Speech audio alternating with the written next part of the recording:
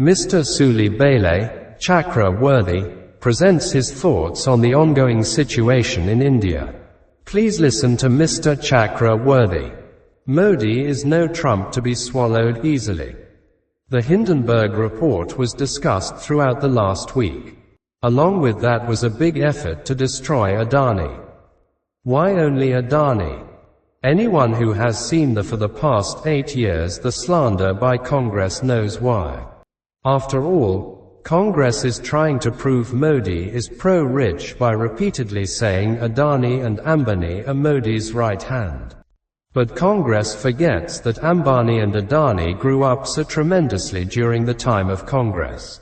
Whether it is West Bengal, Rajasthan, Uttarakhand, Adani, all states have welcomed Adani to invest thousands of crores in their states. While Congress thinks that Modi will be finished if Adani and Ambani are finished, anti-India forces like Soros believe that if industrialists like Adani and Ambani are destroyed, then India's story will end. Do you know what is weird? All the experiments that were conducted in America to defeat Trump before the elections are being tried on Modi now. Just see, they're trying to make Modi a divisive leader. That was the first allegation against Trump also. They said, Trump is anti-refugees, anti-blacks, etc. He speaks what comes to mind, and so on. They made allegations step by step that he was not progressive, and threw him into the deep, dark well of allegations. Why did you think such experiments were not done on Modi? They said he is anti-Muslim. They also started trying to create riots. But he systematically came out of all these fake allegations to be the dream leader of the Bohras, Pasmandas and so on. Not only that, he completely sidelined the hardcore haters dancing to American tunes. This is the reason why Muslims accepted Ayodhya quietly. They all got a chance to get together during CAA. But in that case also Modi did not lose patience, and made arrangements to form a public opinion against those who created chaos. Nupur Sharma's incident is the continuing part of it. Many Maulvis themselves agree that nothing she said is a lie.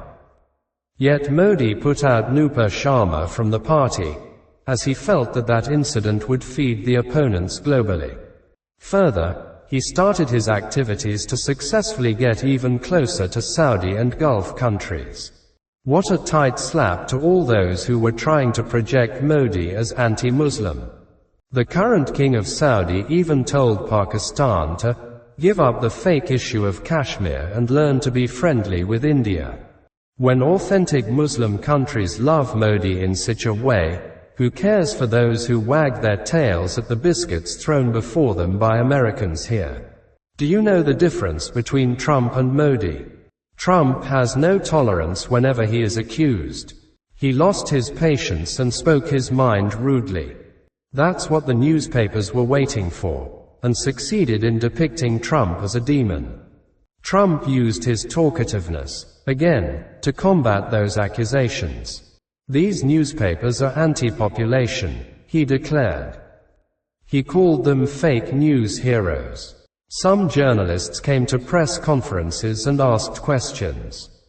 But Trump insulted those people, saying that he would have nothing to do with fake news peddlers. At one point, Trump thought he had no faith in 20 out of the top 30 US media houses. Some media would not have any chance at all at his press conferences. Modi is clever in this regard from the day one. He never said anything, but others said everything that needs to be said. For instance, Mr. V.K. Singh called those journalists prostitutes, who spread false news. Modi neither defended it nor denied it. He used to feed those who trolled the fake news peddling newspapers in front of the crowd, which gathered during elections. So all the newspapers that tried to blame Modi were blamed back by the people. Modi never lost the sympathy of the people. An attempt to reflect Trump as anti-democrat in America has been made since day one. Allegations that he doesn't trust free press policy, judiciary, and election system were made repeatedly so as to make people believe Trump to be unworthy of being president again. They tried to blame Modi in a similar fashion. There is the pattern of calling him anti-constitutional at every step. But Indian Congress, which tormented Ambedkar as long as he was alive, has reached a position where they can't stand in front of Modi at all, as Modi has fully developed the 5 areas of Ambedkar. Thus, it is difficult to degrade Modi as anti-democratic, the way anti-Trump people try to do. Still ridiculous is the opportunism of the opposition in India, who reject the election system and blame EVMs when they lose, but boast about their achievements when they win. They have no face to show at all. They have lost all credibility. One more point. Black Lives Matter agitation fell as the last nail in the coffin to Trump's presidency. People in large numbers hit the streets after George Floyd's death. It was made to believe that the gap between whites and blacks would increase if Trump was in power. Some blacks came to the street and shed tears, saying it's hard for them to live. Even sensible people were made to believe that Trump was a disgrace to America. India will definitely have to face some such thing in the coming days. An attempt was already made to instigate the so-called Dalits by burning Ramacharit Manas. But it's not as easy as the fight between whites and blacks, because Rama is not only the idol of Brahmins, but everyone in this land has enthroned Sri Rama in his or her heart. The Samajwadi Party was washed out during the MLC elections. One last nail that Americans hit on Trump's defeat was regarding illegalities in election and the attack on the Parliament House. We may have to see both of them. The way one particular race is systematically increasing its numbers and their attempts to register as voters in more than one place warns us that we should not be surprised if a similar trial will happen here in 2024. But Modi is trying to link Aadhaar card with voting this time.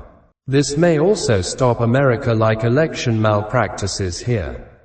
Trump took over hypocrisy and rushed like a bull in the arrogance that he was not afraid of anyone. True, many liked it, but it was difficult for some. There were incidents where their own party members changed the party at the last stage. But in Modi's case, it is not possible. This is because the party members have a clear concept of what they say, and have prepared the appropriate responses, as they have a forecast of what they can do in any case. Look at the allegations against Adani in the background of all these. India's strength is its strongest economy.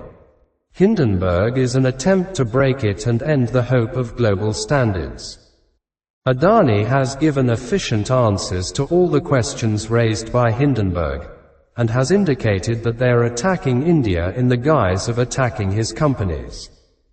While some from Congress and also journalists who hate Modi are celebrating Hindenburg, and are trying to destroy Adani, many Indian businessmen are standing in support of Adani, and warning everyone not to believe foreign reports.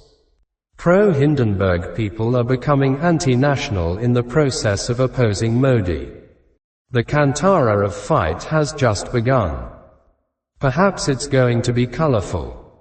Traitors shall die in the end and patriots shall unite before the divine. If all those who oppose the country stand together like this, will we, who love the country, keep quiet? Come, let's build a new India. This was by Mr. Suli Bele Chakra Worthy. Thank you.